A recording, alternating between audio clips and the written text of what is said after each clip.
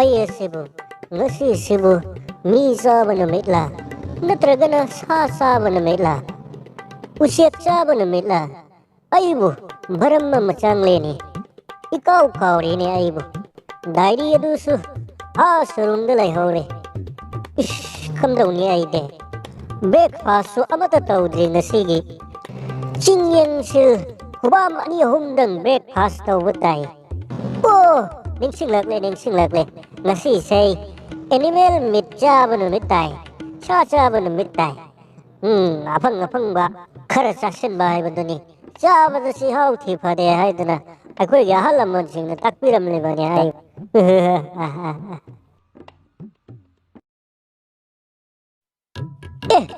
Kanano sina, hey bondu, kaigino nang na aigi umang asida sangak leba, mafam aside aigi umang ni, tatko chalo, ato pa mafam amada.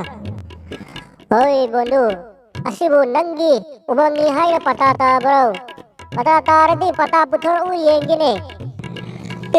Pata puthor uyengi kahay ne, ya amlok sintana. Hoy bondu, mafam ase ay na umang ase, sahi tara mga he na aigi ipa ipu na ngak ko na thambiram labani.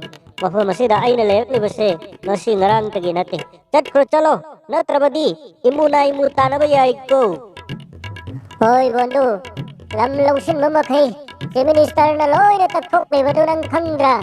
Lam kansin gano, lam lausin yakhan gano. Patalay ka na pata puthoro, asabo patadi puthoro gano. Hoy bondu, napise mo hoy. Ipa ipo na thamiram mo umangase ay kanan magidamak. Thawaya se thara baso ay lep labani. Nangi kari shakti lay. Nate nangbu, lay kaya mahibi hincha bano. Lay kiwa budi thar semester ni. Biye, adu giwa to kro. Hincha bay koi di, biye eme giwa to kro. Ahi mahi masin puthok nadra. Magi shakti hekta kapthan nasi. Angam madan umang nasigi. Mapu hekta waina ba. Ya bro. Yes, I'm ready. But adubo, umang asway dadi. Ay koi ni, mahi sakti kapthan na gumsi. Mafam ase puntum tunggani. Nang nangamlabaso ay nangamlabaso mafam ase tumkrabadi. Ay koi gisindak amat talayra roy. Aduna, akasta, skyra, hekta salagam. Sakti kapthan na rusi. Yeah, I agree you. That, yes, let's go.